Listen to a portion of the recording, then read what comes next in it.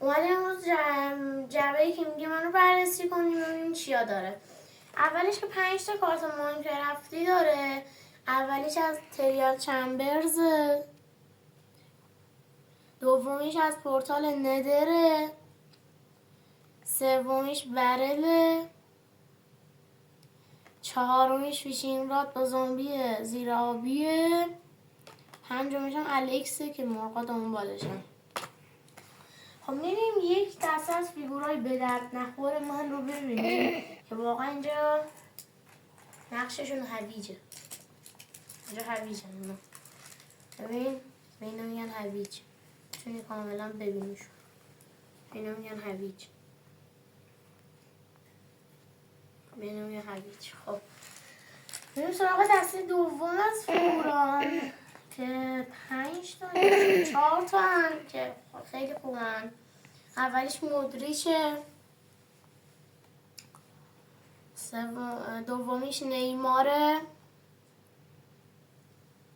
سومیش وینیسیوس جونیوره، چهارمیش کلیان امباپه است. این هم دسته دوم از فیگوران. خب بریم سراغ کلیت کیمیایی که از رده تقسیمشون کردم. حالا کلشون رو نمیریم تا نصفه، تا یه جایی که خوبم براتون میگم. اولیش رویال رونالدوه. راستش قبل از اینکه بقیه کیمیا رو نشون بدم، اگه این رویال رونالدو رو میخوای استاپ کن.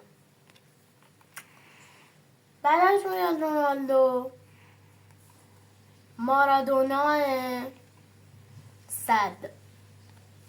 اگه اینم میخوای لایک کن. بعد از اون لواندوسکی پرایم 4. اگه اینم میخوای کامنت بده. بعد از اون وینیسیوس جونیور بیسیک. بعد از اون راموس ادوانس. بعد از اون دیویس 98. اینو نمیشناسم ولی ادوانس.